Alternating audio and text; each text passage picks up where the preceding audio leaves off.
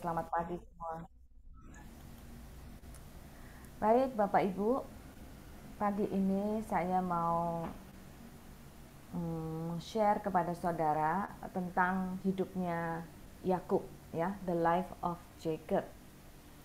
Nah, saya pelajari ternyata hidupnya Yakub ini, walaupun kita sudah sering baca tentang kisahnya Yakub ya, ternyata ketika saya benar-benar pelajari hidupnya dari sejak dia lahir sampai meninggal, eh, begitu banyak hal yang kita bisa belajar dari hidupnya Yakub. Dan setelah saya pelajari dari mulai kejadian 24 sampai kejadian 50 pada saat dia meninggal, saya bagi menjadi 7 tahap perjalanan hidup Yakub. Mari kita lihat slide-nya, silakan. Slide-nya belum dikirim kan, Kak?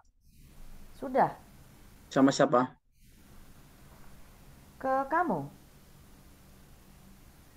Loh, Belum. oh Atau Kak sorry. Kritil langsung operasin sendiri aja bisa?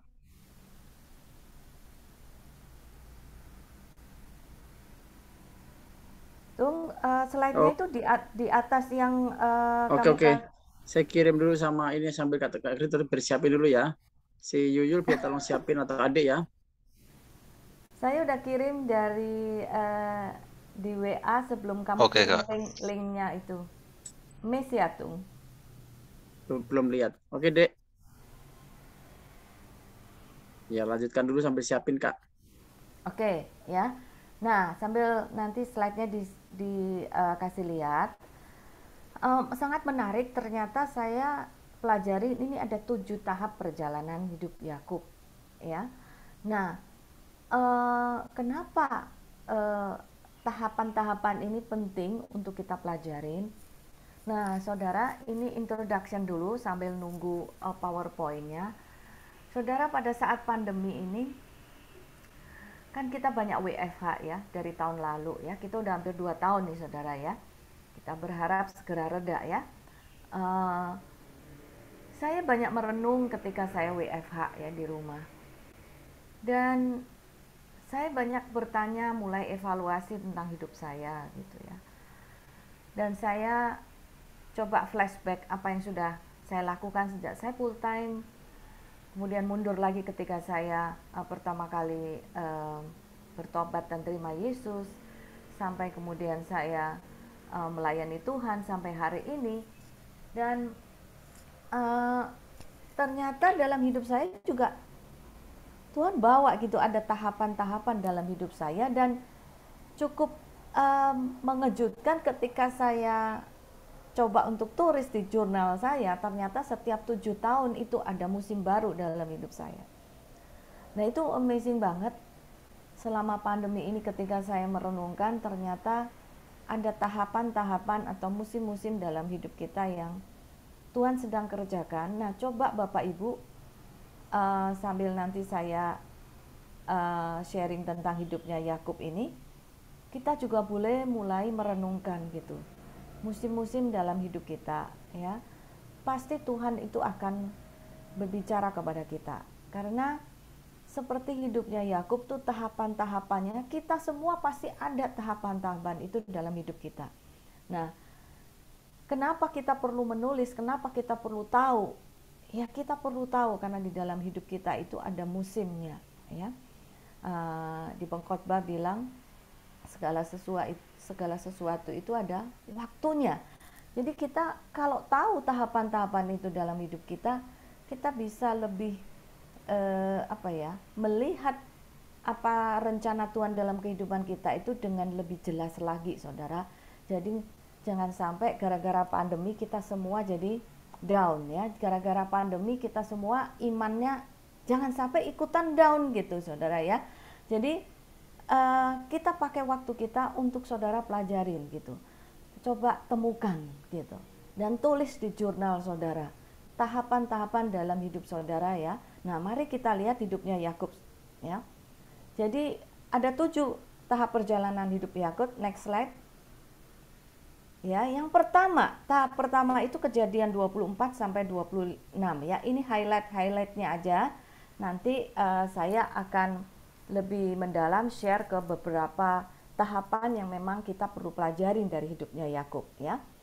Jadi tahap pertama adalah masa dia lahir ya.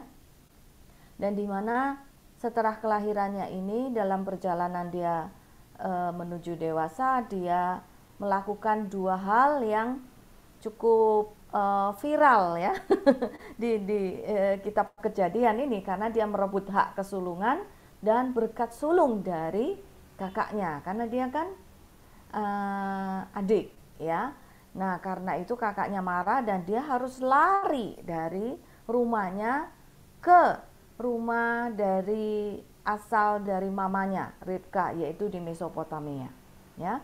Jadi dia terpaksa harus lari dari rumahnya karena dia melakukan dua kesalahan itu, dan di mana sebenarnya perbuatan dia itu juga untuk yang berkat sulung itu direstui oleh mamanya Ribka ya.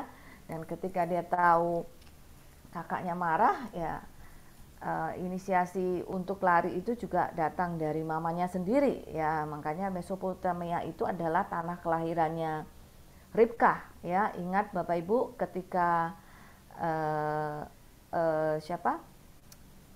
Ishak mau mencari istri ya, dia dibawa oleh Eliezer sampai ke Mesopotamia.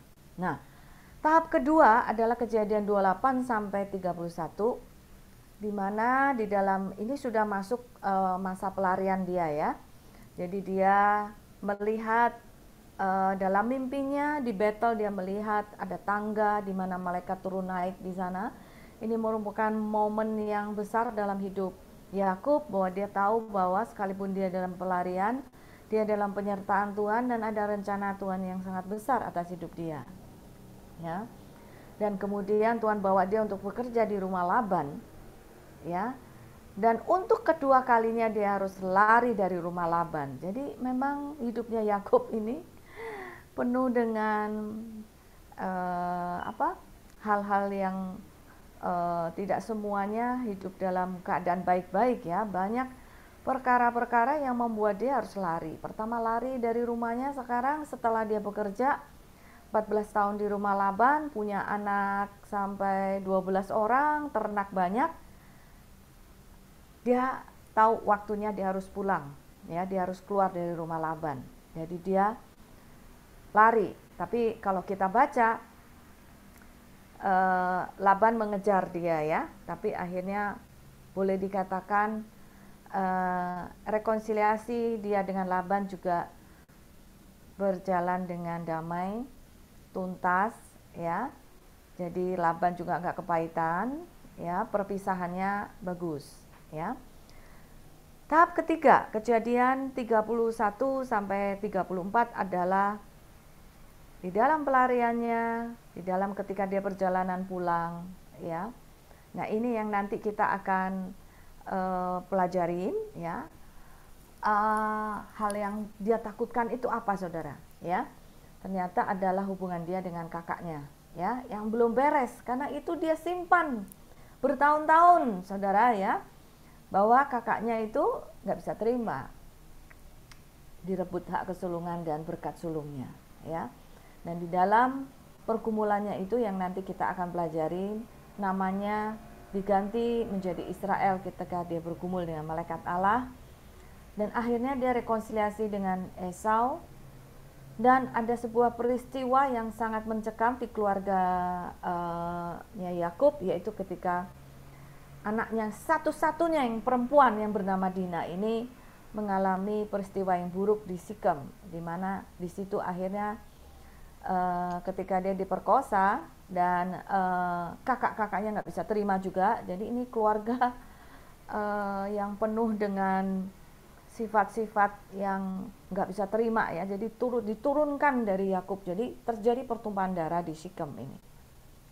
Dan di sini ini Yakub sedih sekali, Saudara, karena dia ada di pengasingan dan anak-anaknya melakukan peristiwa yang luar biasa. Jadi ini Yakub banyak mendapat masalah-masalah juga bukan dari dirinya sendiri, tapi dengan perbuatan yang dilakukan oleh anak-anaknya, apalagi anak-anaknya banyak, 12 orang, ya.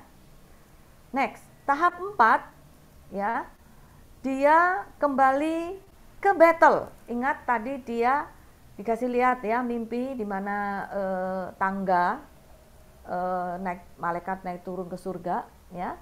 Dia kembali dan ke battle di mana dia mendapat mimpi itu, dan dia mendirikan mesbah yang disebut dengan El Battle. Dan di situ uh, uh, Rahel istrinya meninggal, istri yang dia kasih meninggal, ya. Dan di situ dia juga akhirnya bertemu dengan ayahnya Ishak di Hebron, dan di situ juga akhirnya dia dengan kakaknya Esau menguburkan Ishak ayahnya, ya. Nah, kita lihat kita bisa belajar bahwa ternyata rekonsiliasi Yakub dan Esau itu cukup bagus, ya.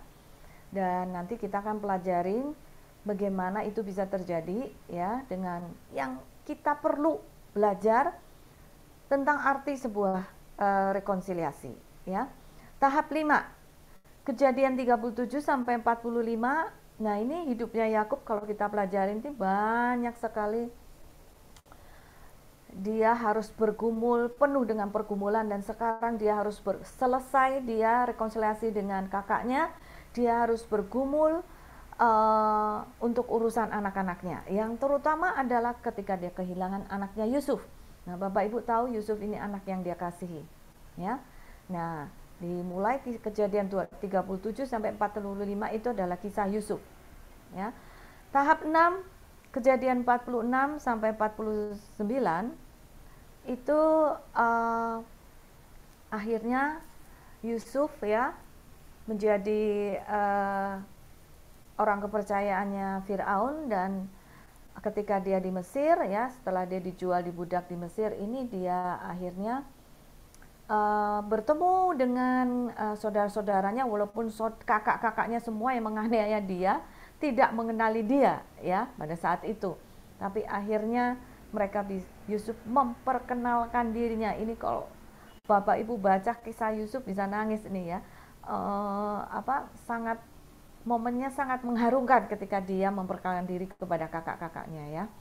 Dan disitulah akhirnya dia memanggil ayahnya untuk kembali bertemu dengan dia di Mesir, ya. Dan ini adalah momen yang sangat-sangat mengharukan untuk Yakub, karena dia kira bahwa Yusuf anak yang dikasihi itu sudah meninggal, ya, tidak tahu kemana. Bayangkan bertahun-tahun dia dalam duka yang mendalam karena anaknya yang dia kasih itu nggak tahu kemana. Pernah Bapak Ibu merasakan seperti itu, ya? Jadi Yusuf ini hidupnya banyak peristiwa yang cukup membuat dia bergumul cukup berat, ya. Nah, dia hidup dengan Yusuf selama 17 tahun di Mesir, saudara. Dia dipelihara oleh Yusuf, ya. Dan tahap 7 itu adalah akhir hidup dari Yakub sendiri di Kejadian 50. Yakub meninggal di usia 147 tahun dan dia dikuburkan di tanah Kanaan. Nah, mari kita akan lihat sekarang beberapa highlight dari hidupnya Yakub yang kita bisa pelajari bersama. Yang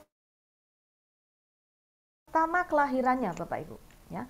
Kita akan lihat apa firman Tuhan ketika dia ada di kandungan ibunya. Mari kita baca Kejadian 25, 23 sampai 24. Jadi sebelumnya saya kasih tahu latar belakangnya.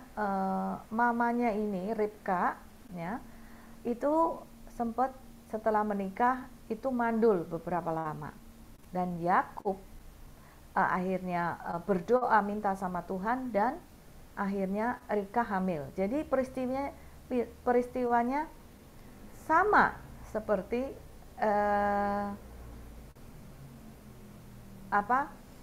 Abraham dan Sarah juga, ya. Abraham kakek dan neneknya, yang juga Sarah juga sempat mandul dan akhirnya punya anak, ya. Ribka juga demikian. Dua bangsa ada dalam kandunganmu.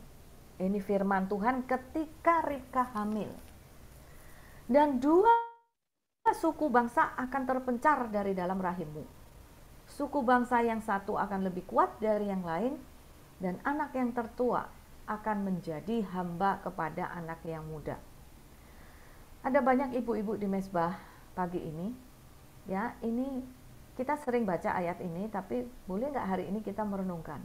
Pada saat ibu-ibu hamil, pernahkah ibu-ibu berdoa sehingga ada firman Tuhan yang ibu-ibu dengar dari Tuhan terhadap anak yang sedang ada dalam kandungan ibu? Nah, ini buat yang mau menikah atau belum menikah, ya, nanti kalau hamil, ya, kita perlu berdoa dari sejak kehamilan, ya, supaya Tuhan juga sudah bisa berbicara dan ibu-ibu bisa mendengar suara Tuhan, destiny, takdir, rencana Tuhan, panggilan Tuhan terhadap anak yang sedang saudara kandung, ya. Ini inspirasi aja supaya nanti kalau lagi hamil juga bisa melakukan hal yang sama, ya. Siapa tahu Tuhan berbicara kepada bayi yang sedang saudara kandung, ya. Kejadian 25 Tuhan berfirman kepada Ribka ketika dia hamil, dan dikatakan dia itu bakal dua anak yang dikandungnya, ya. Jadi setelah genap harinya untuk bersalin, memang anak kembar yang ada dalam kandungannya, ya. Jadi Esau dan Yakub ini anak kembar, Bapak Ibu. Dan yang menarik buat saya adalah ketika Tuhan sebut ada dua suku bangsa akan berpencar dari rahimmu. Dan ini jelas-jelas kata ada dua suku bangsa ini menarik buat saya. Kenapa? Kok Tuhan gak sebut ada dua bayi di dalam kandungan Ribka, tapi Tuhan sebut apa? Dua suku bangsa. Jadi itu jelas-jelas suara Tuhan ini sudah memberikan nubuatan atau rencana atau destiny yang begitu sangat menentukan kepada anak yang dikandung oleh Ribka, bahwa anak yang dikandung oleh Ribka nanti kalau besar akan menjadi dua suku bangsa yang besar yang akan berpencar. Dan itu genap nggak Bapak Ibu? Genap, ya. Dan bahwa yang kecil adiknya, ya, suku yang satu akan menjadi lebih kuat dari yang lain. Anak yang tertua akan jadi hamba dari anak yang muda, ya. Jadi bahwa adiknya ini nanti akan menjadi lebih berkuasa dari kakaknya. Itu sudah dinubuatkan oleh Tuhan sejak di kandungan. Jadi siapa yang dengar nubuatan ini? Ya tentunya Ribka, mamanya ini, ya. Ribka dengar nubuatan ini, ya. Dan selanjutnya kalau kita lihat perjalanannya Yakub ketika dia sudah dewasa, ya, dua anak ini punya ciri khas sendiri-sendiri, ya. Yang satu kesayangan ayahnya, yang satu kesayangan ibunya. Nah, ini juga pembelajaran buat kita semua. Kalau punya anak, ya Bapak Ibu, jangan favorit satu dengan yang lain. Kenapa? Ini bisa menimbulkan permusuhan di dalam keluarga, ya. Punya dua anak, dua-duanya dikasih, jangan satu lebih favorit daripada yang lain, karena ini sumber segala masalah nantinya. Ada iri, ada permusuhan kalau satu lebih favorit dari yang lain. Dan inilah yang terjadi, ya. Sehingga akhirnya karena Yakub favorit mamanya, itulah yang terjadi. Next slide. Makanya ketika Ishak udah tua, matanya sudah kabur, dia ingin melepaskan berkat-berkatnya. Nah, buat orang Israel, seorang ayah ketika akan meninggal, dia melepaskan berkat sebelum meninggal, itu hal yang sangat penting sekali, saudara. Apalagi berkat kesulungan itu orang Israel ngerti banget, dan Ribka ini tahu banget gitu bahwa ini sangat penting ya, makanya dia minta itu jatuhnya ke Yakub bukan ke Esau. Nah akhirnya Yakub lah yang akhirnya mendapat berkat kesulungan dengan menipu adiknya ini, kakaknya ya, dengan pertolongan ibunya juga, dan akhirnya berkat kesulungan ini dilepaskan oleh Ishak kepada Yakub. Kejadian 27 ayat 28 sampai 29. Berkatnya apa? Allah akan memberikan kepadamu embun yang dari langit. Aduh, luar biasa banget. Embun dari langit. Dan tanah-tanah gemuk di bumi, dan gandum serta anggur berlimpah-limpah. Bangsa-bangsa akan takluk kepadamu, dan suku-suku bangsa akan sujud kepadamu. Jadilah tuan atas saudara-saudaramu, dan anak-anak ibumu akan sujud kepadamu. Siapa yang mengutuk engkau, terkutuklah ia, dan siapa yang memberkati engkau, diberkatilah dia. Bapak Ibu, saya mau nanya, ini berkatnya Ishak kepada Yakub yang akhirnya menjadi keturunan Israel sekarang, genap enggak saudara? Sudah genap enggak ini semuanya? Berkatnya ini semua sudah terjadi Bapak Ibu. Kalau melihat tanah Israel yang sekarang, buat yang saudara yang sudah pernah ke Israel, saya sudah 2 kali, yang ketiga kali terpaksa dibatalkan karena COVID ya. Itu subur banget Bapak Ibu ya. Di situ dikatakan apa? Tanahnya gemuk-gemuk di bumi. Jadi jangan kaget kalau Israel, negara kecil, bisa mengekspor bahan makanan, buah-buahan, semuanya ke negara Eropa dengan hasil yang sangat memuaskan. Itu kan amazing, tanahnya aja begitu kecil Bapak Ibu ya. Nah, anggur berlimpah-limpah, jadi jangan kaget kalau anggur di Israel itu begitu berlimpah-limpah. Makanya Alkitab banyak menulis perumpamaan anggur ya. Yesus aja mengutip perumpamaan tentang anggur ya, Yohanes 15. Itu karena anggur di Israel berlimpah-limpah.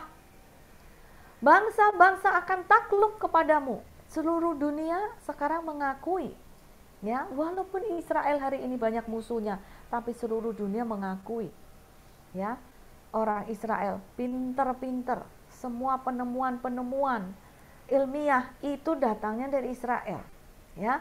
Semua barang-barang bermerek, kalau saudara datang ke New York, semua barang-barang bermerek itu pemiliknya orang Yahudi semua. Jadi presiden Amerika kalau nggak mendukung orang Yahudi ya nggak bisa ya. Amerika itu dikuasai sebagian besar oleh orang kayanya Yahudi ya. Sekalipun banyak musuhnya itu udah jelas ya, tapi dikatakan bangsa-bangsa akan sujud kepadamu, dan itu sudah terjadi ya. Kita perlu berdoa karena walaupun jadi bangsa yang luar biasa, musuhnya juga banyak Bapak Ibu ya. Nah sekarang kita masuk ke berikutnya yang saya mau share kepada saudara, itu adalah bagaimana Yakub bisa menghandle rekonsiliasi dia dengan Esau dengan luar biasa. Itu karena pergumulan dia yang sangat berat saudara ya. Rekonsiliasi dia dengan Laban, kalau Bapak Ibu mau baca, itu beres semuanya juga. Tapi ya karena itu bapak mertua masih mendingan, walaupun beres ya, dikejar sama Laban. Saya tidak akan perdalam dengan Laban. Bapak Ibu bisa baca, itu banyak yang bisa dipelajarin ya. Tapi saya kepengen bahas di pergumulan Yakub dengan kakaknya Esau ini. Semua itu tertulis di Kejadian 32 dan 33 ya. Jadi dia sangat takut ketemu Esau ya. Karena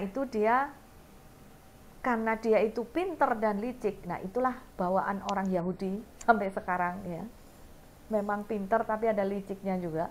Jadi dia kirim hadiah dulu ke Esau. Nah, nanti kita akan lihat ayat-ayatnya. Untuk apa dia kirim hadiah? Ya. Dan juga untuk mengamankan keluarganya, karena dia bakal ketemu Esau. Esau bawa pasukan sampai 300, dan zaman dulu 300 pasukan itu besar sekali, ya.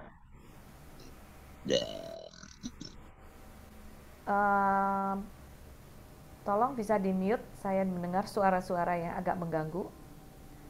Ada yang belum di mute ya. Nah, dia bawa keluarganya semua ke seberang sungai Yabok. Kenapa saudara? Karena buat diamanin. Jadi dia pintar, dia bilang, dia mikir panjang. Kalau sampai kakaknya melakukan peperangan sama dia, dan dia bakal melakukan sebuah peperangan, bertempur dengan kakaknya, keluarganya semua ini dia harus amankan dulu ke seberang sungai Yabok. Jadi buat dia katakan mendingan aku aja yang berhadapan dengan kakakku, karena ini masalah terjadinya because of me, gitu kan. Nah, itu yang dia lakukan. Jadi dia seorang yang cukup bertanggung jawab ya saudara. Dia tahu dia melakukan kesalahan kepada kakaknya, tapi sekarang dia punya keluarga besar banget. Ternaknya juga banyak banget. Gimana ini? Harus menghadapi kakaknya yang penuh dendam. Jadi keluarganya diamankan dulu sama dia. Nah, sekarang next slide kita akan lihat satu persatu ayat ini sambil kita pelajarin ya. Kejadian 32 ayat 11. Ini ketika dia di dalam ketakutan, dia berdoa kepada Tuhan begini.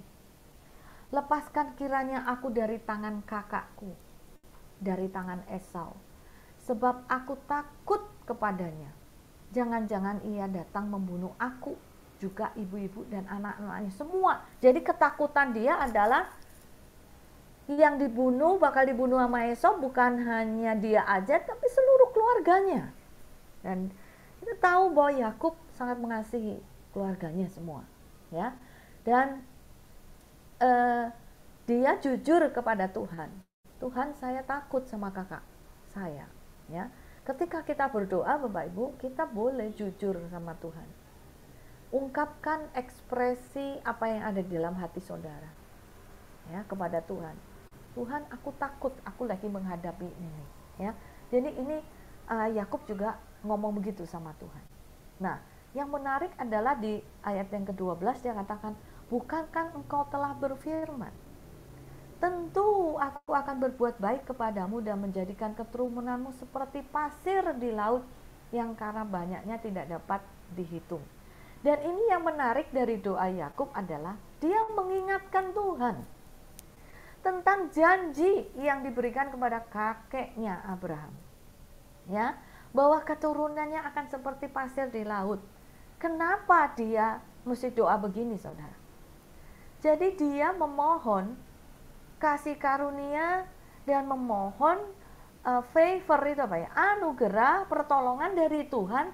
Tuhan, jangan sampai ini keluarga saya ini semuanya kalau sampai dibunuh oleh Esau, gimana keturunan ini akan berlanjut? Nah, engkau kan bilang katanya keturunannya seperti pasir di laut. Nah, kalau keluargaku semua dimusnahkan oleh kakakku, gimana akan berlanjut? Jadi ini sebuah doa yang luar biasa yang mengingatkan Tuhan akan janji. Dan itu bukan sekedar janji, dalam bahasa Inggris disebut covenant. Itu lebih dari janji, saudara. Bahasa Inggris itu, ya. Tuhan sudah memberikan covenant ini kepada Abraham. Jadi dia pintar banget, dia bilang, Tuhan, aku takut. Tapi Tuhan mesti ingat loh, ini pakai bahasa saya. Engkau kan janji loh, keturunan dari kakekku ini sampai ke aku itu seperti pasir di laut loh, nggak bisa terhitung. Kalau dari keturunan saya aja habis, gimana Tuhan? Nah, itu doa yang sesuai dengan kehendak Tuhan didengar sama Tuhan. Ya, kenapa? Karena Tuhan memang sudah menjanjikannya ini. Nah, pertolongan Tuhan datang lewat cara yang apa? Lanjut, saudara, ayat ke-13. Lalu bermalamlah ia di sana pada malam itu, kemudian diambillah daripadanya suatu persembahan untuk Esau kakaknya, ya. Dan dia dari hasil kepintaran dan kelicikannya dia, namanya aja Yakub, ya. Dia punya satu ide. Ya, jadi memberikan persembahan untuk Esau ini bukan ide dari Tuhan, tapi ide dari Yakub sendiri.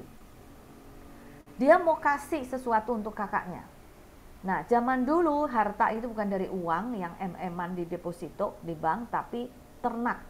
Coba 14-15, saudara baca, itu hartanya Yakub. 200 kambing betina, 20 kambing jantan, 200 domba betina, dan 20 domba jantan. Ya, 30 onta yang sedang menyusui sama anak-anaknya. Wih, banyak banget saudara. 40 lembu betina, 10 lembu jantan, 20 keledai, 10 keledai jantan. Itu ternyata itu hartanya siapa? Yakub. Dan itu katanya next ayat 16 dikatakan diserahkan semuanya itu kepada budak-budaknya untuk dijaga, dan kemudian dia berkata kepada budak-budak, ini yang menarik saudara, berjalanlah kamu lebih dahulu dan jagalah supaya ada jarak antara kumpulan yang satu dengan kumpulan yang lain. Diperintahkanlah kepada yang paling di muka, apabila Esau kakakku bertemu dengan engkau dan bertanya kepadamu, siapakah tuanmu dan kemanakah engkau pergi dan milik siapakah ternak yang di depanmu itu?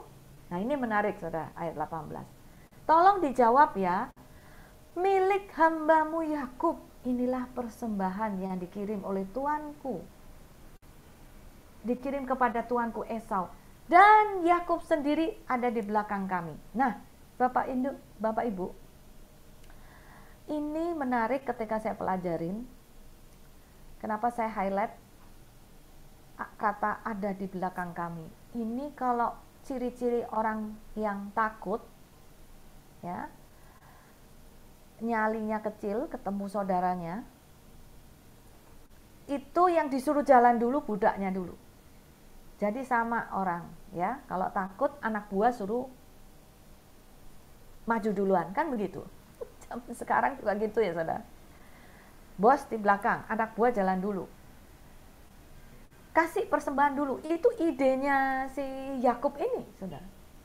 Jadi nanti kalau ditanya ini punya siapa? Punyanya Yakub. Yakubnya mana? Bilang, yang saya ada, tapi saya ada di belakang. Nah ini, ciri-ciri orang belum pulih, karakternya belum dibentuk. Jadi Tuhan dari surga ngelihat, aduh ini Yakub belum beres karakternya, mesti diberesin. Kalau enggak bisa jadi bangsa yang besar.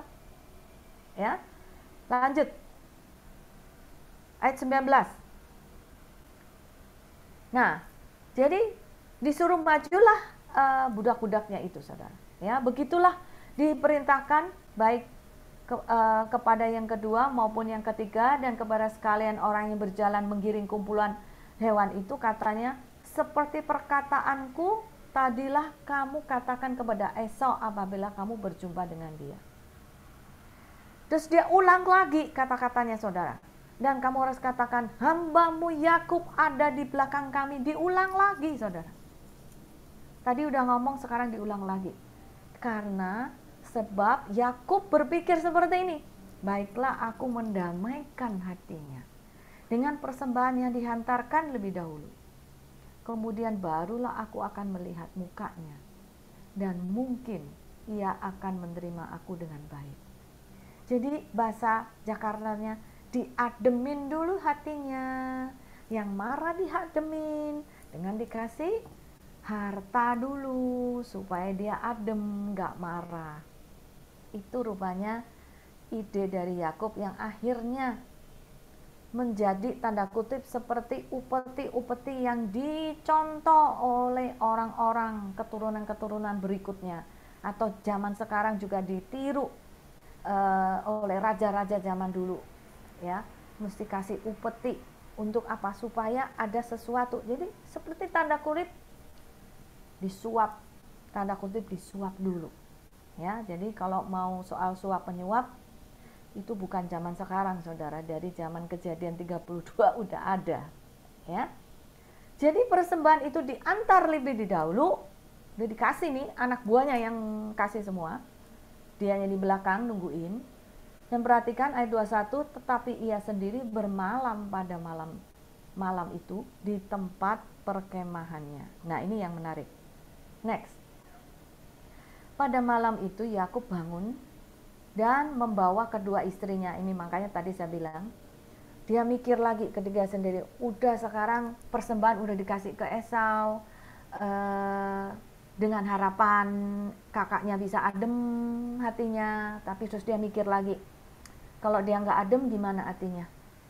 Waduh, ini keluarga saya mesti amanin dulu. Makanya diambil seluruh keluarganya, ya, menyeberanglah dia ke Sungai Yabok, diamanin di sana, ya. Menyeberanglah dia dengan segala miliknya, berarti sisa-sisa ternaknya yang lain, harta-hartanya juga ikut. Dan ayat 26 ini lihat, lalu tinggallah Yakub seorang diri. Jadi semua udah diseberangin, ternaknya semua udah diseberangin, diamanin di seberang sungai sana. Jadi dia sendiri, ya. Dan disitulah waktunya, ketika dia sedang sendiri, Tuhan mengirim, atau Tuhan sendiri yang bertemu dengan Yakub, ya, karena disebutkan di situ malaikat Allah. Seorang laki-laki bergulat dengan dia sampai fajar menyingsing. Dan ini menarik, ya. Ketika dia sedang sendiri, Tuhan mendatangi dia dan melakukan satu perkara yang dahsyat, dan dia bergumul dengan di situ. Nah, Bapak Ibu, ketika saudara sedang sendiri, apa yang saudara lakukan? Ketika saudara sedang sendiri, saudara sedang bergumul apa? Ketika saudara sedang sendiri, apakah pikiran saudara kemana-mana? Pikiran saudara atau mata saudara melihat yang enggak-enggak? Ketika saudara sendiri, itulah yang menentukan. Hari-hari ini banyak kita lagi sendiri, ya, selama pandemi ini. Di rumah sendiri, WFH sendiri. Ini menentukan saudara. Ngapain aja saudara 2 tahun ini lagi WFH? Apakah saudara sia-siakan waktu yang diberikan sama Tuhan untuk saudara sendiri sama Tuhan? Jangan kepahitan sama COVID, jangan marah sama COVID, karena ada sesuatu di balik itu yang Tuhan mau kerjakan ketika saudara WFH sendiri di rumah. Selain saudara lagi kerja, waktunya kan banyak itu. Apakah saudara sia-siakan waktu itu, atau saudara benar-benar merenung apa kehidupan saudara saat ini? Lihat saudara, ketika dia sendiri, dia bergumul dengan seseorang, dan semalaman dia bergumul. Wih, dia dahsyat loh, semalaman bergumul, ya. Dan ketika dilihat malaikat Tuhan, dia sudah pergulatannya itu semakin seru dan gak bisa dikalahkan. Malaikat Allah ini harus mematahkan pangkal paha kanannya Yakub, dan setelah itu namanya juga diganti. Ayat 28, tidak kamu namanya akan disebut Israel, bukan lagi Yakub, sebab engkau telah bergumul melawan Allah dan manusia, dan engkau menang. Ya, Bapak Ibu, orang Israel itu semua namanya itu ada artinya. Orang Israel itu, orang Yahudi itu kalau kasih nama semua ada artinya, ya. Nama saudara juga pasti ada artinya. Nah, Israel itu artinya engkau telah bergumul melawan Allah dan manusia, dan engkau menang. Itu arti Israel. L-nya itu Allah. Jadi dari namanya aja udah dahsyat, ya saudara. Jadi dari seorang Yakub yang penipu diganti menjadi Israel. Ya, ini bicara apa Bapak Ibu? Bukan sekedar malaikat itu enggak karena kengangguran menyebut menggantikan namanya Yakub jadi Israel. Itu penuh dengan sebuah pengertian yang sangat dalam, bahwa nama itu bicara tentang kehidupan Yakub, bahwa Yakub udah nggak boleh lagi punya karakter yang buruk seperti itu. Yakub harus dirubah menjadi Israel, harus dirubah, karakternya dirubah. Nama itu identitas dari kehidupan kita. Nama itu bicara dengan kehidupan kita. Jadi momen ketika dia sendiri dengan Tuhan, bergumul dengan malaikat Allah ini adalah momen di mana Yakub diubah, dibentuk, diremukkan, pergulatan dengan malaikat Allah ini berbicara bahwa dia harus diremukkan dulu sebelum namanya dirubah. Kenapa dia dipatahkan pangkal pahanya? Karena paha ini adalah bagian dari kaki kita. Kaki kita ini berbicara perjalanan hidup kita. Kalau nggak ada kaki kita nggak bisa jalan. Itu profetik banget. Perjalanan hidup dia itu harus dipatahin sama Tuhan supaya apa saudara? Setelah dia dipatahkan, Yakub itu timpang loh saudara seumur hidupnya. Dia pincang jalannya. Itu sebagai peringatan bahwa dia tidak boleh lagi memakai kekuatannya sendiri, tapi dia harus memakai kekuatan Tuhan dalam hidupnya. Dia harus bergantung sama Tuhan seluruh hidupnya. Nggak bisa pakai akal-akalan dia, nggak bisa pakai kekuatan dia lagi. Dia dengan momen profetik pergumulan dia dengan malaikat Allah ini, dia menjadi seorang yang baru, Israel. Dan Yakub ketika melihat apa yang terjadi dalam dirinya, dalam satu malam, Yakub menamai tempat itu, ayat ke-32, Penil. Sebab katanya, jadi nama itu ada artinya juga, Penil. Apanya? Apa artinya saudara? Next slide. Aku telah melihat Allah berhadapan muka, tetapi nyawaku tertolong. Wow. Penil itu artinya aku telah melihat Allah berhadapan muka, tapi nyawaku tertolong. Malam itu menjadi malam yang luar biasa untuk Yakub. Namanya diganti. Hidupnya diubahkan. Karakternya diubahkan. Kalau enggak bisa. Jadi bangsa yang besar kalau masih licik-licik, masih akal-akalan pakai kekuatan sendiri. Ya, dalam kehidupan kita setelah kita lahir baru, kita menjadi ciptaan baru. Kita harus meninggalkan kehidupan kita yang lama, enggak bisa. Ciptaan baru masih pakai semua karakter kita yang lama, pantesan jatuh bangun saudara. Nggak dewasa. Kita harus rubah. Kita harus bersedia diremukkan oleh Tuhan. Karakter itu nggak bisa kayak sulap simsalabim dirubah, ya. Perlu proses waktu untuk dirubah, ya, dalam kehidupan kita. Nah, kita lihat bagaimana rekonsiliasi Yakub dan Esau. Kejadian 33. Setelah dia diubahkan, saudara. Wah, itu dia sepertinya mengalami satu pencerahan yang baru. Hidupnya yang dulu ketakutan sama Esau berubah. Tidak lagi ada ketakutan. Dari mana kita tahu? Kejadian 33. Sehari setelah itu, esok harinya saudara, dia harus berhadapan dengan Esau. Yakub pun melayangkan pandangnya. Lalu dilihatnya Esau datang dengan diiringi berapa? 400 orang. Sorry, tadi saya sebut 300. Itu pasukan yang besar, saudara. Masa itu, ya. Maka diserahkannya lah sebagian dari anak-anak itu kepada Lea, sebagian Rahel, dan kepada kedua budak perempuan itu. Nah, ketika bertemu dengan Esau, dia mulai menata keluarganya ini, ya. Karena dia sudah tidak takut lagi, jadi keluarganya diajak saudara untuk bertemu dengan Esau. Dia percaya Tuhan akan melindungi dia, ya. Ia menempatkan budak perempuan beserta anak-anak mereka itu di muka, tapi tetap budak-budaknya di depan, seluruh anak-anaknya, Lea beserta anaknya di belakang dari budak-budaknya. Rahel beserta Yusuf di belakang sekali. Kenapa? Kenapa di belakang? Dua orang ini adalah orang yang sangat dia kasihi, ya. Dia taruh di belakang, ya. Nah, dan ia sendiri berjalan di depan mereka. Dan apa yang dilakukan? Ia sujud sampai ke tanah 7 kali hingga sampai ke dekat kakaknya itu. Tapi Esau berlari mendapatkan dia. Didekapnya dia, dipeluk lehernya, diciumnya, lalu bertangis-tangisanlah mereka. Wow. Ini rekonsiliasi yang luar biasa. Kuncinya apa saudara? Ayat 3 saudara. Akhirnya dia berjalan di depan mereka. Kalau tadi dia suruh anak buah jalan dulu di depan, dianya ada di belakang. Tapi setelah pergumulan dengan malaikat Allah, dia dirubah dan namanya diganti dengan Israel. Dia berani menghadapi Esau. Dia berjalan di depan, dia nggak lagi di belakang. Yang di belakang malah ditaruh Rahel dan Yusuf. Ya. Dan apa yang dia lakukan? Dia sujud, berlutut, merangkak sampai 7 kali sampai ke depan kakaknya. Ini bicara.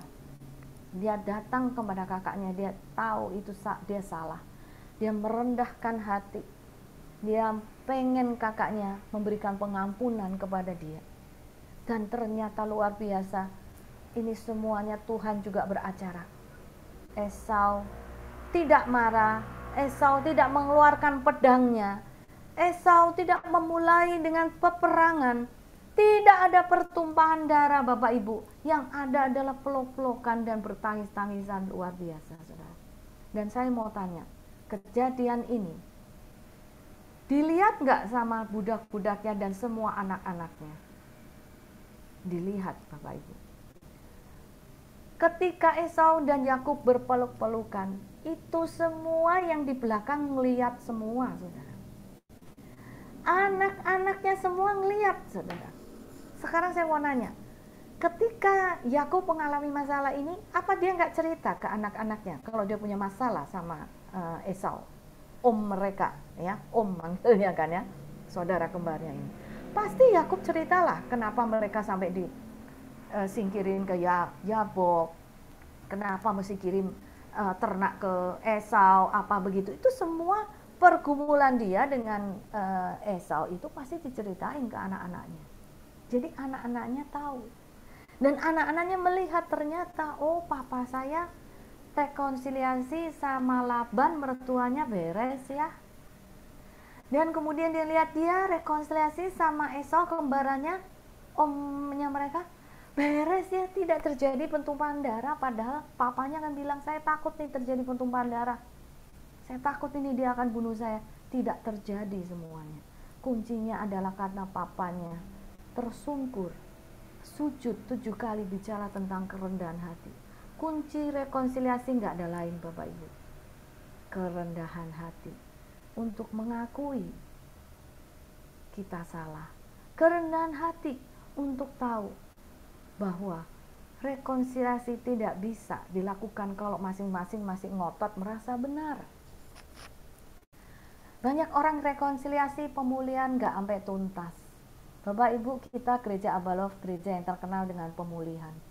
Mari kita contoh rekonsiliasi Yakub dan Esau ini. Kalau kita pemulihan, rekonsiliasi dengan orang-orang yang sudah melukai kita, yang musuhan sama kita, mesti sampai tuntas. Contoh Yakub, ya, sampai tuntas. Itu perlu kerendahan hati, saudara, kuncinya. Kalau masih tetap sombong, merasa lu yang salah sih, gua yang bener, kenapa gua dulu yang mesti minta maaf? Gak akan terjadi rekonsiliasi Bapak Ibu. Ya, next. Dampaknya apa saudara? Ketika anak-anaknya melihat, saya pelajarin, oh ini pantesan dari 12 anaknya Yakub saudara, yang menangkap apa yang terjadi dan apa maksud Tuhan yang terjadi atas rekonsiliasi ini cuma Yusuf saudara. Ya, dari 12 anaknya itu yang nangkep, oh rekonsiliasi ini kuncinya adalah kerendahan hati, itu cuma Yusuf yang nangkep saudara. Jadi dampaknya ya apa? Ternyata warisan kerendahan hati inilah yang terwariskan dalam hidupnya Yakub. Ya, makanya ketika dia dewasa saudara, ketika dia dianiaya oleh kakak-kakaknya, dijual sampai ke Mesir, ya, jadi budak. Dan ketika kakak-kakaknya samperin dia ketika dia udah jadi orang penting di Mesir, kunci rekonsiliasi dia dengan kakak-kakaknya semua, dia lihat seperti ayahnya lakukan dengan Esau. Jadi jangan kaget, rekonsiliasi Yusuf dengan kakak-kakaknya persis seperti rekonsiliasi ayahnya dengan Esau. Benar nggak Bapak Ibu?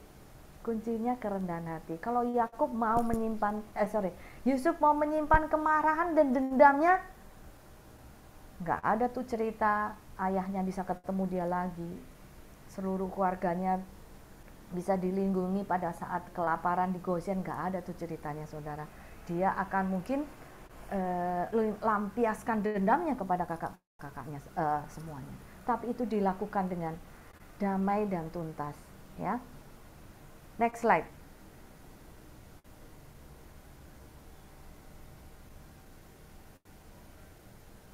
Nah, akhirnya kita lihat ketika Yusuf akhirnya bisa pun melakukan hal yang sama seperti Yakub melakukan kepada Esau. Kakak-kakaknya disuruh ke Mesir semua pada saat itu kelaparan, dan juga ayahnya. Akhirnya Yakub sendiri senang karena dia tahu bahwa Yusuf anaknya itu ternyata tidak mati dan dia menemukan kembali anaknya yang terhilang, ya. Dan ketika Yakub dibawa untuk bertemu dengan Firaun yang luar biasa, Yakub memberkati Firaun. Dan ini menarik sekali di Kejadian 47, saudara.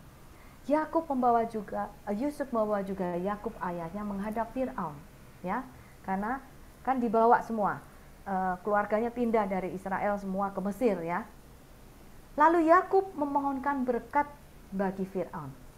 Bertanyalah Firaun kepada Yakub, sudah berapa tahun umurmu? Firaun nanya sama Yakub, berarti dia kan udah tua ya waktu itu. Jawabnya Yakub seperti ini menarik, saudara. Tahun-tahun penggembaraanku sebagai orang asing berjumlah 130 tahun. Jadi pada saat itu, pada saat dia ngomong, itu dia usianya 130 tahun, saudara.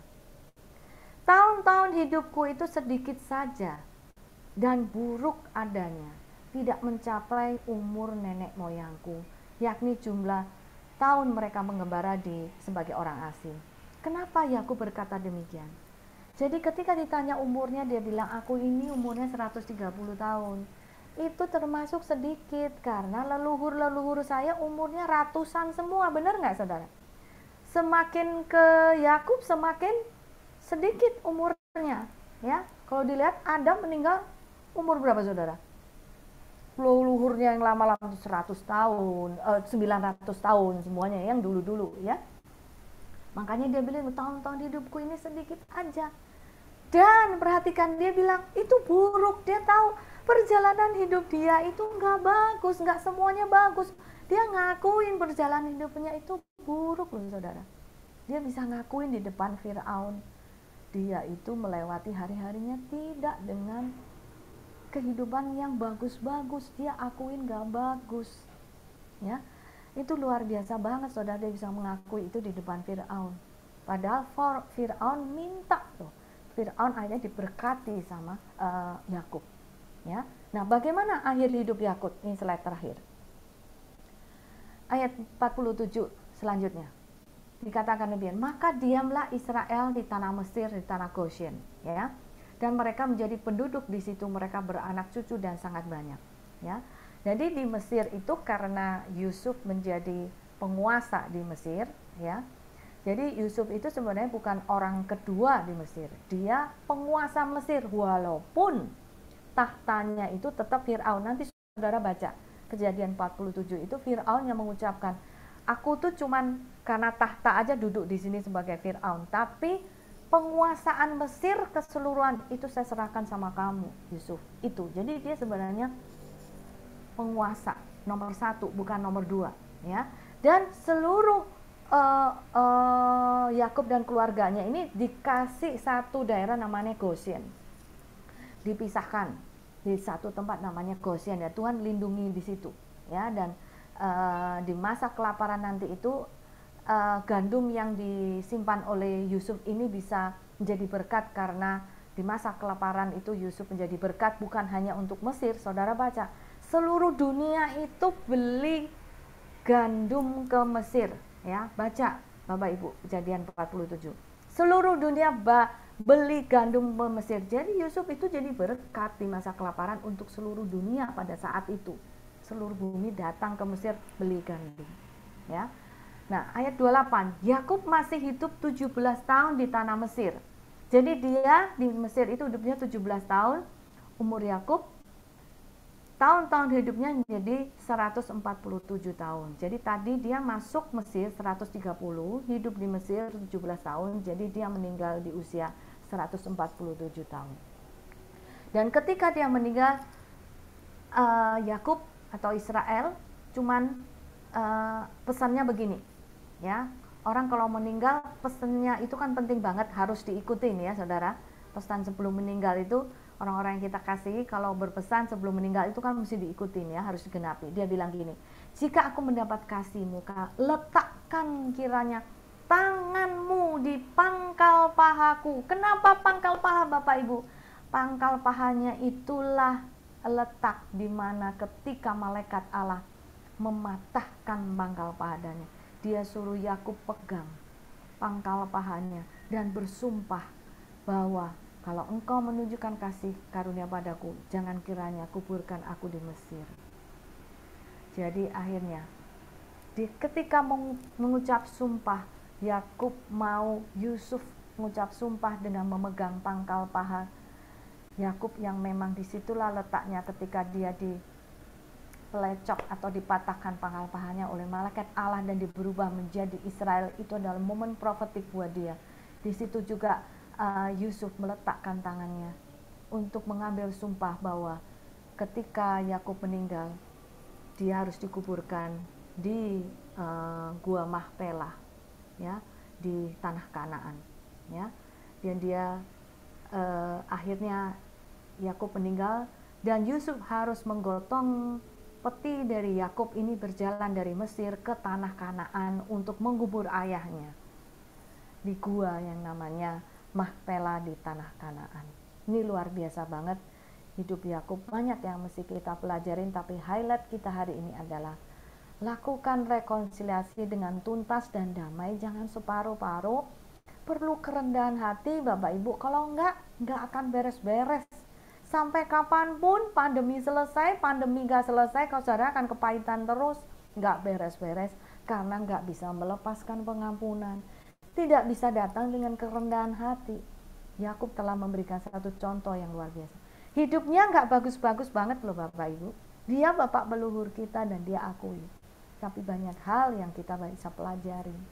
Sama seperti kita hari ini, kita mungkin gak lepas dari kehidupan kita yang sulit hari ini. Bapak leluhur kita juga loh. Tapi highlight hari ini, pesan Tuhan hari ini, rekonsiliasi yang dia lakukan berjalan dengan tuntas dan damai. Karena ada kerendahan hati, itu kuncinya untuk melakukannya. Amin Bapak Ibu. Saya selesai sampai di sini dan saya kembalikan ke Mas Untung. Oke Kak, terima kasih ya hari ini. Luar biasa ya, tadi beberapa hal yang saya catat ya. Jadi yang pertama yang saya dapat begini, bahwa di saat kita sendiri, apa yang kita pergumulkan, apa yang kita pikirkan gitu ya. Dan kenapa tadi saya juga beberapa hari kan waktu kepikir, kenapa sih Yakub harus dipatah ke pangkal pahanya gitu ya. Tapi hari ini ada pencerahan supaya kekuatan kita lah yang diremukkan gitu ya. Yes. Mungkin kesombongan, kekuatan kita merasa mampu bisa. Supaya Yakub belajar bergantung sepenuhnya sama Tuhan. Dan yang tadi ya, kunci dari semua itu rekonsiliasi, punya kerendahan hati gitu ya. Karena saya berpikir gini Kak, tadinya kan bahwa sebetulnya kan Yakub itu kan tanda kutip agak licik gitu ya, karena menipu sebetulnya. Tapi kenapa akhir hidupnya justru Tuhan malah pakai luar biasa diberkati? Karena tadi ya punya kerendahan hati, mengakui ya. Rekonsiliasi ternyata kuncinya itu ya. Itu yang saya dapatkan ya. Oke, Bapak Ibu, saya gimana? Satu lagi. Kenapa saya juga merenungkan? Dia kan seumur hidupnya kan pincang tuh. Jadi mesti ingat dia pincang loh sampai akhir hidupnya karena itu dipatahkan kan. Nah, makanya kan orang Israel akan nggak makan apa tuh daging yang di pangkal paha itu untuk mengingat Yakub kan, ada ayatnya seperti itu. Kalau orang pincang, jalannya gimana saudara? Bisa enak nggak? Nggak bisa kan? Enak. Nah, nggak enak. Berarti dia kan kalau dia pincang jalannya, dia butuh apa? Butuh ada orang untuk menolong. Nah, itulah sebenarnya profetik meaningnya itu di situ, bahwa dia dengan dipincangin begitu, dia udah nggak bisa pakai kekuatan sendiri. Dia kan pinter tuh selama ini, logikanya main, liciknya, akal-akalan semua. Kalau dia pincang begitu dia udah nggak bisa. Dia harus menopang. Nah, dia itu bicara bahwa dia harus bergantung sama Tuhan itu karena seperti itu. Jadi profetis banget dikatakan ya. Ya, Profetis sengaja banget dipincangin sama Tuhan supaya dia bisa bergantung sama Tuhan. Nah, makanya kita ini kalau dipatahin sama Tuhan jangan teriak-teriak. Nah, banyak orang dipatahin sama Tuhan nggak ngerti. Oh, kok Tuhan jahat sama saya? Malah jadi kepahitan, lari dari Tuhan gitu. Ya. Nah, itu Yakub kalau dia kalah dalam pergumulan itu dan dia nggak menang di situ, nggak mungkin tuh namanya diganti Israel tuh.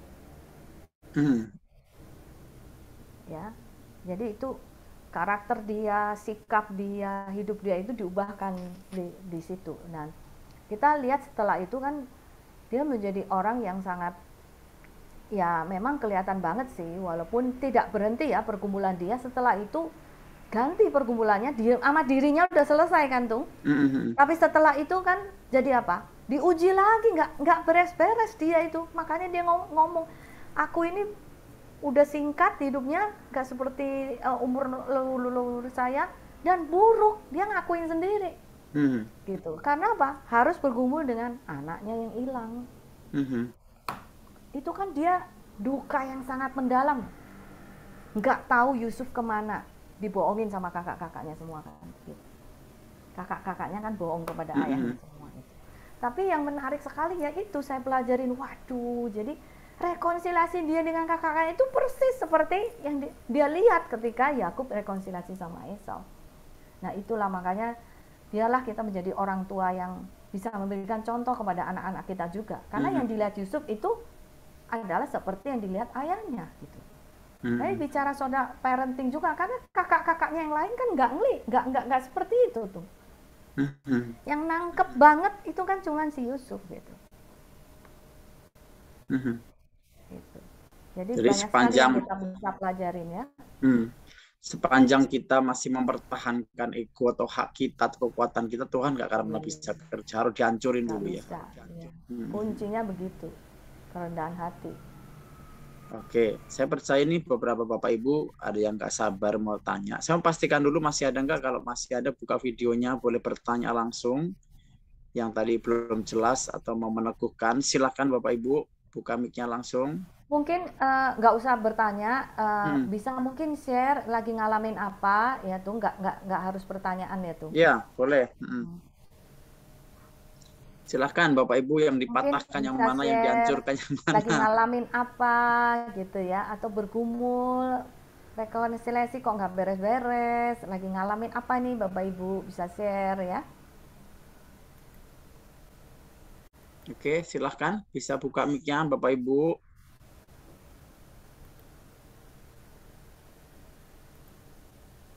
Silahkan. Ini ada orangnya nggak sih? Halo. Kalau nggak berarti nangkep banget nangkep ya. Tuh. Berarti lagi siap-siap di ini Kak, siap-siap diproses.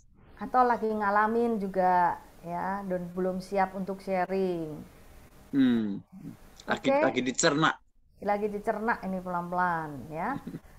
Jadi memang kalau baca Alkitab jangan cuma tahu, oh iya kisahnya Yakub kayak begitu. Saudara pelajarin tuh, makanya PR nih ya. Coba baca tuh kisah Yakub. Saya kan tadi cuma highlight-highlightnya aja. Pelajarin lagi tuh dari tahapan-tahapannya itu, Pak, baca lagi Bapak Ibu. Itu amazing banget.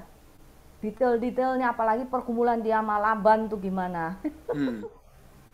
Ya, cara dia nipu Laban tuh sampai lari gitu. Waduh, itu. Dan pemberesannya gimana sama Laban itu. Ya. Jadi itu banyak yang kita bisa pelajarin dari hidupnya Yakub. Untuk yang bagus bisa kita contoh, yang nggak bagus jangan dicontoh gitu. Itu dari Patricia bilang bagus banget Kak pengacaranya, jadi langsung ya Patricia. Halo Patricia, apa kabar? How are you? Mana nih Patrice nih? Ada di Patricia. Patricia masih ada? Halo Kak, iya masih ada Kak Untung. Apa kabar Patrice? Still hanging there Kak. Be strong Bagus ya. seperti apa Patricia hari ini lagi apa diproses dalam hal apa Patricia? Itu tadi yang Kak Christine bilang sampai sampai berlutut ya. Aduh. Itu Enggak, it's not kneeling down. Sujud means dia itu sujud kayak ya. merangkak gitu ya. Jadi benar-benar lebih dari Iya. berlutut ya. Yang ngerangkak sampai ke 7 kali di tanah Iya, ke kakaknya. diingatin sesuatu sih tadi sih Kak soal itu. Hmm. Aduh, kalau aku sih nggak tahu ya bisa nggak ya sampai begitu ya. It's talk about humility ya. Iya benar Talk Kak. about humility gitu. Iya, iya. Aku suka nanya sih ke Tuhan gitu. Maksudnya kan adalah tiap hari lah pokoknya kayak aku diajarin humility itu. Jadi sampai sejauh mana aku harus merendah gitu Kak. Aku ada pertanyaan-pertanyaan seperti itu sih sama Tuhan. Sampai sejauh mana tuh aku harus merendah gitu. Maksudnya kalau ibaratnya dizolimi gitu kan nggak membalas ya dengan kata-kata kayak makian atau apa atau balas dendam apapun gitu, tentu enggak gitu. Tapi pertanyaan aku ke Tuhan tuh selalu sejauh mana ya harus merendah gitu. Tadi kayaknya aku dijawab ya dengan pengajaran kakak yang itu yang tadi itu tuh sampai sujud sampai 7 kali aku sampai terus diingetin kembali dengan apa yang memang harus aku lakukan sih sebenarnya. Aku dapat penglihatan itu tapi sampai sekarang belum aku lakukan itu. Ya karena seperti kakak bilang tadi, kok gue sih yang ini harusnya dia dong, maksudnya ada seperti itu Kak. Jadi gue kan nggak salah juga loh, ini bukan salah gue 100%, dia juga ada bagian loh, kenapa harus gue gitu. Dan pikiran-pikiran lain kalau gue udah lakukan itu ntar dia anggap gue apa gitu kan, udah pernah nyoba sekali 2 kali ya ditolak ya udah. Jadi aku juga udah sampai ke poin harus gimana ya Tuhan gitu loh. Makanya tadi aku bilang pengajaran kakak bagus sekali kalau untuk aku untuk didengar Kak. Patricia, kamu lihat ya, tadi Pak. kan dari sisinya Yakub ya, karena dia yang salah. Tapi dari sisinya Esau memang tidak tertulis bahwa dia itu forgive gitu kan. Tapi dengan tindakan dia samperin Yakub, memeluk dan nangis-nangis dan bisa baca seterusnya ya di itu sampai endingnya itu. Sama Yakub kan dia dikasih ternaknya lagi, dikasih harta, dia nggak mau tapi dia tetap ambil itu dari saya gitu. Dan akhirnya mereka itu berpisah ya, dan berpisah si Esau itu ke pegunungan Seir dan Yakub meneruskan perjalanan saya. Dan memang setelah itu Esau tidak pernah tertulis lagi di Alkitab, benar ya. Nah, yang tertulis semua kisahnya adalah Yakub. Jadi itu memang yaitu memang sovereignty dari Tuhan ya, kedaulatan Tuhan sendiri yang ngaturnya memang seperti itu. Dari sejak kandungan kan dia memang udah di destininya seperti itu. Tapi kan perpisahan ini Esau beres gitu loh. Kalau dia nggak mengampuni, dia nggak dengan rendah hati mau mendekap Yakub, dia akan keluarin pedangnya loh, Patricia. Itu loh yang maksud saya. Iya loh, di situ kita lihat walaupun Yakub tunduk sampai merangkak begitu, kalau Esau nggak diubahkan hatinya untuk mengampuni kakaknya dengan kerendahan hati dia, kan dia korban. Benar nggak Patricia? Hak kesulungannya diambil, berkatnya diambil, dia korban gitu kan. Tapi dia dengan action dia samperin Yakub, pelukan di ini, itu kan pedang disarungkan gitu. Kalau enggak kan, kalau dia nggak bisa terima kan pedangnya keluar gitu. Bisa nggak dia bunuh Yakub saat itu? Udah deket loh. Nah itu yang kamu harus pikirkan. Bapak leluhur kita aja dulu memberikan contoh yang baik seperti itu. Itu yang mesti kita pelajarin gitu ya. Nah, kalau dilihat hidupnya Yakub nggak bagus-bagus banget, dia juga akui. Bener nggak Patricia? Iya. Gitu. Iya. Kita semua juga ngalamin. Jangan kirain hidupnya bagus-bagus banget, Israel pinter apa gini. Hari ini kalau mau cerita lanjut nih udah jam 7 ini. Israel sampai hari ini, sekalipun dia bangsa yang diberkati sama Tuhan, musuhnya banyak nggak, Patricia? Musuhnya banyak nggak?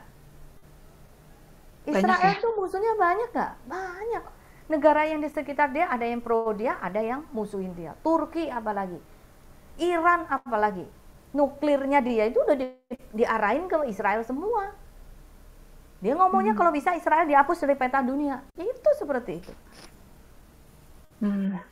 Jadi sampai hari ini pun orang Israel juga masih ada musuh-musuhnya gitu loh. Tapi ya kita lihat tangan Tuhan melindungi ya gitu. Iya. Amazing. Jadi sebetulnya ada sisi semuanya back to the Bible, Patricia. Ada sisi itu yang juga ya, kalau lihat kehidupan Esau pun juga dia pasti bergumul juga, merasa dianati, direbut segala macam. Karena kan nggak tertulis aja, tapi juga pergumulan Esau pun juga pasti ada kan. Pasti ada. Antara dia sebenarnya kan udah siap-siap mau bunuh itu tuh, benar nggak? Udah bawa pasukan 400 kok, gitu. Tapi kan begitu dia ngelihat si ini ngerangkak sujud, ya kan seperti kayak please forgive me my brother kan gitu kan sebenarnya, walaupun nggak tertulis. Itu bisa, tapi menurut saya itu juga Tuhan beracara juga, Tuhan melembutkan hati Esau juga sih ya menurut saya. Right at that moment ya Kak, berarti ya Kak ya. Bukannya dipersiapkan udah dari beberapa hari. Right at that moment ya berarti ya. Ya, Esau mengampuninya ya. We don't know. Ya, itu semua Alkitab sih nggak nulis ya, tapi kan dari situ kita bisa lihat gitu loh. Dan Tuhan juga in the middle of that. Aku sih percaya Tuhan ada di tengah-tengah di situ, karena benar juga seperti doanya Yakub. Kalau engkau semuanya dibantai sama si Esau, keturunannya gimana? Kan nggak sesuai sama janji Tuhan gitu loh. Iya, amazing ya. Aku banyak belajar Kak hari ini. Ya, jadi ambil keputusan perubahan hidup kita itu dicocokin tuh sama Bible nih. Bapak-bapak leluhur kita ini gimana dulu mengambil keputusannya gitu ya. Mereka juga nggak bagus-bagus banget hidupnya, Patris, ya. Buat kita semua. Nah, ambil keputusan seperti yang Tuhan mau. Ya. Iya, Kak. Thank you, Kak. Forgive from your deep of your heart. Kak Christine, sebelum kita closing ya, mungkin Kak Christine sampaikan sesuatu. Cuman kalau satu hal saya yang sampaikan buat kita yang tadi ya, bahwa di saat kita sendiri itu yang paling penting ya, kita sedang bergumul apa sama Tuhan gitu ya. Artinya dipakai waktu-waktu bukan hanya untuk hal-hal yang sia-sia, tapi bagaimana kita bergumul di hadapan Tuhan, membawa di hadapan Tuhan gitu ya. Dan yang kedua, jangan mengeraskan hati sampai Tuhan akhirnya sendiri yang ini kan, akhirnya Tuhan sendiri memukul pangkal pahanya gitu, supaya kita bergantung sama Tuhan gitu kan. Terus yang ketiga adalah bagaimana kita punya kerendahan hati untuk rekonsiliasi sama siapapun, terlebih lagi buat diri sendiri gitu kali ya, supaya kita juga boleh mengalami apa yang juga leluhur kita sudah alami. Nah ini yang saya mungkin pesan buat semua partisipan. Nah, dari Kak Kristen sebagai closing statement-nya kira-kira apa Kak? Ya, closing. Ada pertanyaan tuh Kak Kristen di chat. Oh, ada iya. Mana? Kak, saya bacain ya. Kak, kalau kita sudah mencoba untuk merendahkan hati, tapi kalau nggak ditanggapi bagaimana? Ya, rekonsiliasi semua dimulai dari hati kita ya. Kalau nggak, jadi gini, lakukan bagian saudara. Kalau menurut saya gitu, lakukan bagian kita, do our part. Selebihnya Tuhan beracara. Saya mau nanya, kalau si Yakub nggak sampai sujud seperti begitu, yang keluar apa? Pedang itu pasti, benar nggak? Jadi bagian kita lakukan. Selanjutnya Tuhan yang lakukan, dia mau nggak nanggepin atau apa, yang penting bagian kita udah lakuin. Kalau kamu memang murni mau pemberesan ya, dan saya percaya rekonsiliasi itu hatinya Tuhan, benar nggak? Tuhan mau kita semua jangan sampai musuh-musuhan, hidup damai dengan yang lain gitu loh. Jadi kalau yang kita lakukan udah sesuai dengan firman Tuhan, nanti kita akan lihat Tuhan yang akan beracara. Jadi lakukan bagian kita aja dulu. Bagian dia nanti Tuhan pasti akan lakukan juga. Tuhan akan ubahkan orang yang akan reconcile sama kita. Ya, Benar. gitu. Kak, Fitri mau tanya lah. Ini kebetulan ada beberapa hal yang memang dalam minggu-minggu ini saya ngalamin yang berkaitan dengan masalah rekonsiliasi ini sih. Makanya ini pas banget gitu. Dan aku sendiri dapat tentang yang tadi pagi aku pas doa bahwa kasihlah Tuhan alamu seperti aku mengasihi, dan aku harus mengasihi orang gitu. Seperti aku mengasihi diriku sendiri. Tuhan banyak bilang bagaimana kamu mengasihi bagaimana kamu mengasihi Tuhan kalau kamu sendiri masih nyimpen kesalahan. Saya berusaha banget untuk menutupi kesalahan, maksudnya karena kondisinya bukan saya yang salah, tapi saya berusaha untuk merendahkan hati lah gitu. Untuk duluan ngomong, untuk mencoba gitu, tapi tetap kayak dilepehin gitu Kak. Dan yang terakhir dengan seseorang lagi yang itu memang sudah menahun. Balik lagi sama, perkaranya adalah bukan saya yang salah, tapi orang ini selalu punya sikap yang mengganggu di kehidupan saya, bahkan mengganggu antara saya dan suami saya gitu. Nah, maksud saya gini loh, rekonsiliasi itu misalnya nih orang nggak merasa bahwa dia melakukan itu gitu. Kalau saya tiba-tiba cucuk-cucuk datang ke dia, gue kesel selama ini sama lu gitu, tapi gue mau mengampuni lu. Terus kalau aku dilepeh, terus aku maksudnya sikap apa yang harus aku ambil untuk hal itu? Gitu sih Kak. Kira-kira. Ya. Semua rekonsiliasi itu harus ada harga yang dibayar, benar nggak, Fitri? Harus ada harga yang dibayar. Yang kedua, itu juga butuh waktu. Ya. Nah, kalau kisahnya Yakub sama Esau kan on the spot, hari itu juga terjadi pemulihan. Tapi kan kita nggak tahu prosesnya. Kita udah baca prosesnya kan juga cukup panjang sampai hari hanya itu. Nah, kamu juga, setiap kita pasti punya proses waktu untuk sampai ke rekonsiliasi itu.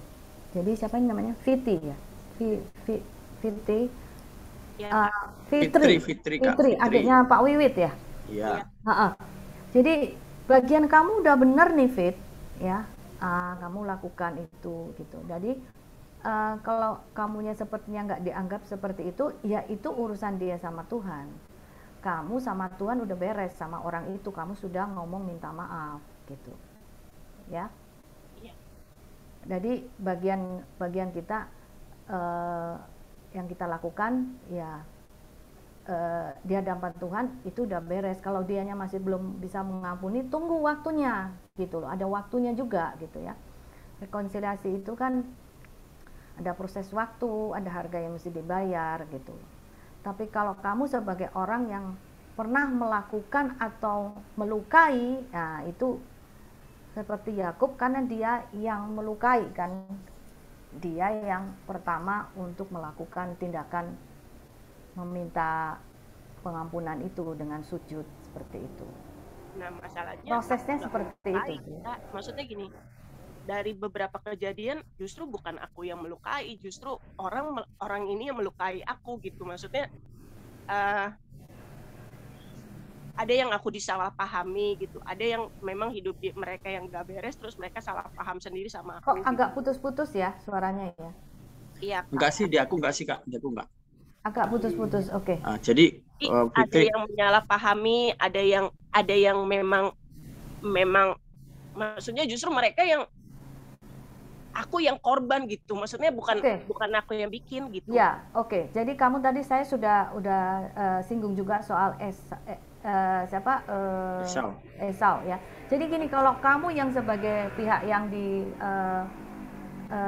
disakiti, bagian kamu ya kamu melepaskan pengampunan, udah itu aja. Kalau orangnya masih belum bisa gimana sama kamu, ya tunggu waktunya. Tapi bagian kamu dengan hati kamu itu udah beres, kamu udah bisa melepaskan pengampunan. Jangan simpan kepahitan, itu bagian kamu. Ya. Nah, kalau orang itu belum bisa, nggak bisa dipaksain. Rekonsiliasi nggak bisa dipaksain. Ya, harus ada proses waktunya juga, tunggu. gitu. Tuhan lagi kerja sama orang itu, tapi bagian kamu melepas pengampunan. Iya. Dan jangan simpan kepahitan, itu bagian kamu. Jadi nggak usah pusingin dianya, cuekin saya apa-apa, nggak usah, nanti biar dia sendiri, nanti Tuhan bekerja sama dia. Yang penting kamu sama hati kamu itu udah beres, sama Tuhan beres, kamu udah forgive gitu loh. Jadi intinya untuk orang yang disakiti nggak boleh simpan kepahitan dan kemarahan itu, harus rilis pengampunan itu. Harus beres Melepaskan di hak situnya, kali kayak. supaya kalau nggak bisa ngampunin ya ada penyerahan hak juga gitu. Mestinya kan dia nih yang Justru yang Kak, melakukan itu. justru posisinya kan aku yang menjadi korban, tapi aku yang nyamperin untuk say sorry duluan, untuk apa kalau Ya nggak apa-apa, nggak apa-apa. tadi. Tapi ya Iya. tadi posisinya dilepehin gitu. Iya, nggak apa-apa sih. Tapi sebenarnya yang penting itu bukan masalah kamu nyamperin apa enggak, karena kalau untuk soal nyamperin harusnya dia yang samperin kamu. Ya, intinya kan dia belum berasa kan gitu. Nah, ya udah, urusannya kamu sama hati kamu udah rilis aja pengampunan, jangan simpen kepahitan, itu aja intinya, Fitri. Soalnya kalau kamu simpen kemarahan dan kepahitan, wah itu mengganggu. Emosi kamu terganggu, sikap hidup kamu juga akhirnya jadi nggak beres-beres karena suka marah terus, karena simpen kepahitan. Nanti ujung-ujungnya perlu kelepasan, Fitri. Kalau dari saya justru itu, Fit, kamu sedang mempraktekkan firman Tuhan. Di saat kamu ditampar pipi kirimu, kan kamu memberikan pipi kanan. Kan Yesus pun juga waktu disalib kan bukan salahnya Yesus kan, tapi justru ampuni mereka sebab mereka nggak tahu apa yang mereka perbuat, kan begitu ya. Jadi sebetulnya begitu, Fit, justru memang mempraktekkan firman itu berbalikan ya sebetulnya, berbalikan dengan ego kita, dengan harga harga diri kita dan segala macam. Kita nggak salah kok, kenapa kita menyamperin dia, kan begitu. Iya. Tapi justru itu yang namanya mempraktekkan firman gitu ya, melakukan firman. Dan saat kamu lakukan itu, saya percayakan hati kamu yang semakin diubahkan. Ya, dengan hatimu berubah, nanti orang lain juga pasti akan berubah, yang tadi Kak Green bilang. Bagian kamu sudah lakukan, biar nanti dia bagian Tuhan urusan sama dia. Iya. Bener tuh, bagus. Woi bos, apa kabar nih? Luar biasa dong. Selamat pastinya. pagi, Bos. Pagi. Nyimak. Sama Yani nyimak. Iya, Tapi itu sampai bagus ketemu ya. nanti ya. Iya pasti. Saya punya pengalaman yang bagus ya. Pertama, bahkan dengan orang-orang terdekat ya. Tapi saya mau bebaskan hidup saya dari semua itu, perlakuannya benar-benar ya. Pernah sampai, kalau dari keluarga Yani kan pernah sampai dibuang, dibenci, nggak diakui. Iya. Terus sama saudara saya juga sampai diludahin, dikatain pria sejati tai atau apalah gitu ya. Iya, Udah direndahkan banget ya. Tapi kita ambil keputusan untuk berdoa. Terus ambil keputusan untuk mengasihi. Tujuan pertama adalah bebaskan kita dari sampah semua. Ya kalau nggak kan benci dong yang ada di dalam hati ya. Kok aku yang seperti ini, yang punya segalanya, punya apa, itu sampai direndahkan begitu. Tapi kita enggak, malah kita merendahkan hati, ya kita buang sampah itu semua, kita mengampuni, kita menerima, kita mengasihi. Endingnya hari ini ya, saya mau cerita hari ini nih hasilnya. Iya. Keluarganya dari Yani itu sangat sayang sama kita, semua. Amin. Dari yang benci, buang kita, nggak akui kita, dia terima kita padanya. Terus dari adik saya sendiri, sekarang jadi sangat baik, dia lulus S2, pinter memang ya anak ini. Dia lulus S2 teologi, dia sangat sayang sama kita. Ya inilah hasil buah dari kita mau melepaskan pengampunan dan mengasihi. Tuhan berkati, God bless you all. Amin, Pak Rudi, diberkati sama kesaksiannya. Oke. Tung? Ya, masih ada lagi nggak? Satu lagi, kalau nggak ada kita close. Oh, sudah nggak ada, Kak. Kita selesaikan. Closingnya saya kasih PR ya semua. masih ada 32 orang yang bertahan sampai akhir. Coba saudara bikin tahapan-tahapan dalam hidup saudara, renungin deh ini. Ya, ini habis gini kan bulan liburan nih ya. Atau lagi pas lagi liburan ya. Lagi diem-diem di kamar hotel atau villa ya. Coba renungkan tuh suami istri atau yang masih single, bikin tahapan-tahapan. Ya. Sampai menemukan tuh, bikin kayak tahun ini sampai tahun ini saya ngapain ya. Tahun ini sampai ini, ternyata saudara amazing banget loh, saya sudah menemukan setiap 7 tahun saya berubah. Ada musim-musim dalam hidup saya itu setiap 7 tahun. Lah kok persis dengan perjalanannya Abalov, saya juga kaget. Abalov Industri perjalanannya juga setiap 7 tahun ada tahapan-tahapan baru. Ya, coba renungkan untuk kita nanti menghadapi tahun 2022 yang nggak tahu mesti bagaimana. Kita percaya kalau kita tahu tahapan-tahapan hidup kita itu, kita lebih bisa kuat menghadapi ke depan ya. Belajar dengar suara Tuhan untuk melihat 2022 ini saya harus melakukan apa aja, dan jangan takut menghadapi 2022. Amin. Itu Tung. Oke Kak, jadi sekalian refleksi sebelum kita memasuki tahun yang baru ya, sepanjang tahun ini khususnya Tuhan sudah tahapan-tahapan apa yang kita lewati sama Tuhan gitu ya Kak ya. Iya. Oke Kak Christine, terima kasih buat waktunya, buat pencerahannya hari ini. Tuhan berkati Kak. Oke, Bapak Ibu, terima kasih semuanya ya, sampai ketemu besok pagi.